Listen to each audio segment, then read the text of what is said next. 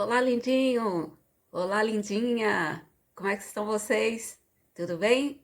Satisfação com vocês aqui em vídeos em que a gente pode, né, guardar as suas devidas proporções e as limitações da tecnologia, assim, digamos, falar olho no olho. E eu tô aqui para falar sobre as atualizações que sofreu o regimento interno do TJ Bahia. E aí eu queria deixar também aqui nesse vídeo alguns esclarecimentos. Vejam bem, quando pegamos a norma para começar a estudar, para poder ter condições de fazer essas mini aulas para vocês, o regimento havia sofrido uma atualização até maio de 2022. Em momento posterior, vislumbramos que essa mesma norma tinha sofrido outras atualizações até outubro de 2022. Não se preocupem com as aulas, com as etapas de estudo do regimento que já estão no ar aqui no canal. Elas não passaram por nenhuma alteração, desde o momento que a gente baixou a norma para estudar até esse segundo momento em que houve atualização, ou seja, a segunda atualização que atingiu o texto até 31/10/2022, essas etapas que estão no ar não foram alcançadas por essas atualizações. Então, o que já tem aqui no canal já está atualizado, não passou por nenhum tipo de modificação. E se tivesse passado, a gente falaria aqui com vocês. Lembrando que esse estudo que estamos fazendo é pré-edital, então toda e qualquer atualização até a data do edital vai valer para ser cobrado em prova, será passível de ser cobrado em prova, porque ainda não tem a data do edital como data limite, né, para restringir a ação da banca no sentido de utilizar ou não utilizar as atualizações. Apesar de eu ter dito aqui agorinha que o que a gente já colocou no ar não passou por atualização, houve a inserção de mais 4 artigos lá naquela primeira parte. Digamos que depois do artigo 12. Depois do artigo 12, teve a inserção de mais alguns artigos, de mais 4 para ser mais precisa.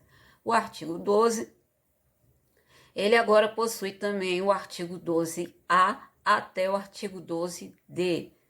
Porém, mais uma vez eu friso, não se preocupem com as etapas que já colocamos no ar, porque lá do 1 até o 12 não tem nada que tenha passado pela segunda atualização após maio de 2022, certo?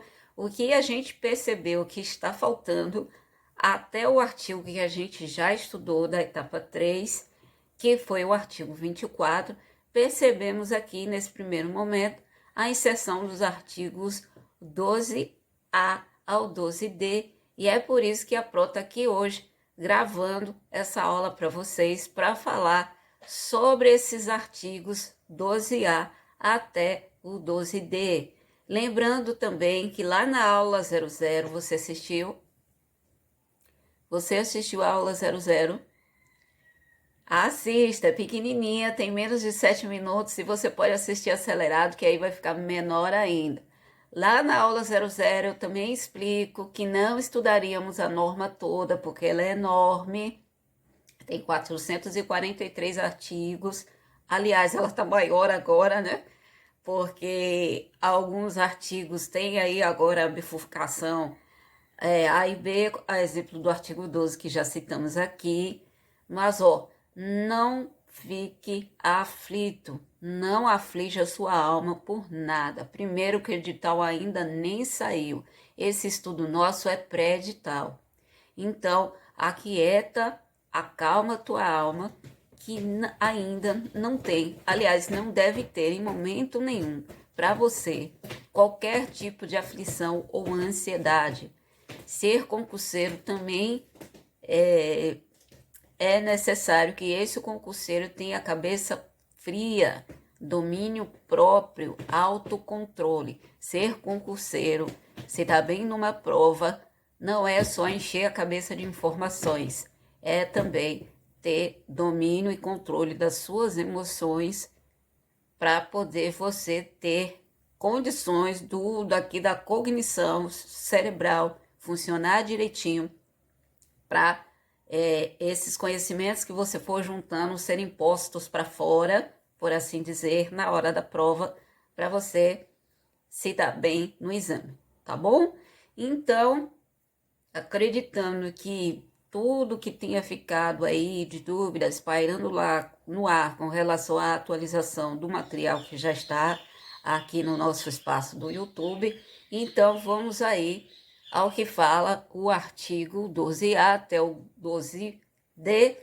Gostamos de deixar os vídeos sempre num padrão de máximo de 10 minutos. Se não der para a gente falar dos 4 aqui, a gente grava uma segunda aula falando dos artigos restantes, ok? Então, ó, do artigo 12A ao artigo 12D, a novidade é a inserção lá no regimento interno sobre a ouvidoria judicial do Tribunal de Justiça daqui do estado da Bahia. E o artigo 12A, ele vai informar que existe essa ouvidoria, que essa ouvidoria é um órgão autônomo e quem faz a administração desse órgão é o ouvidor, certo?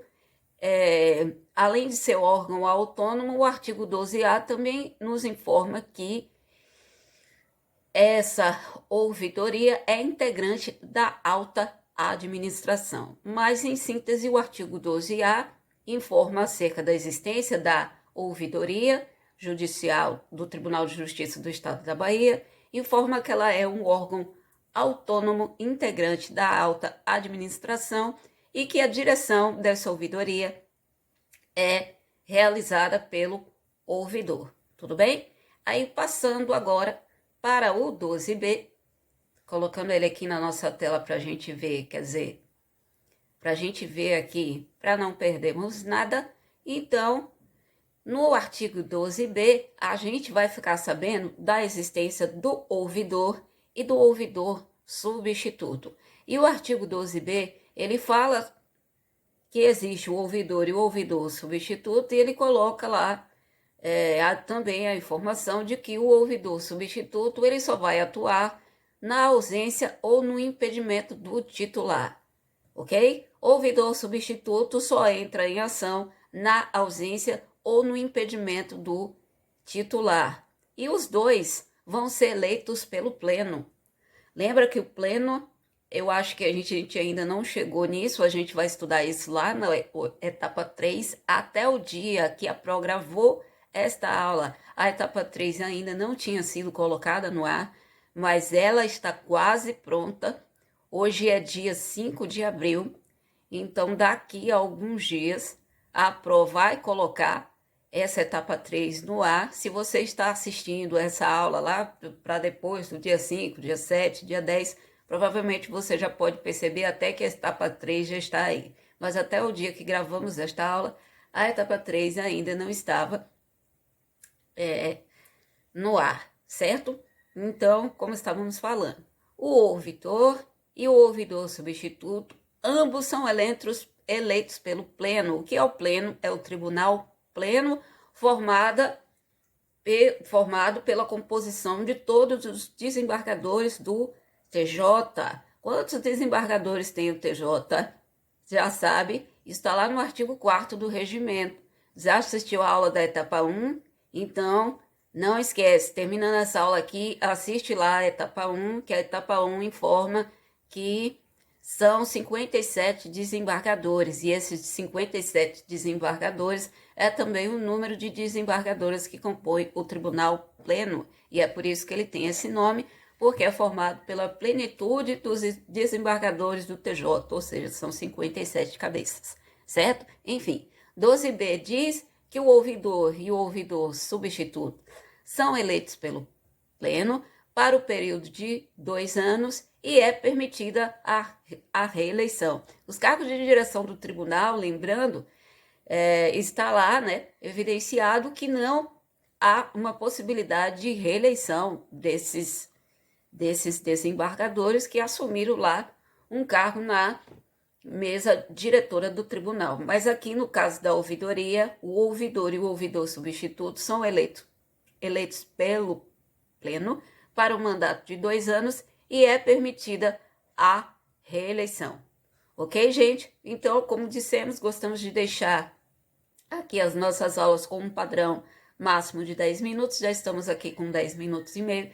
Então, vamos encerrando por aqui e trazendo as próximas informações na próxima aula. Por favor, lembra?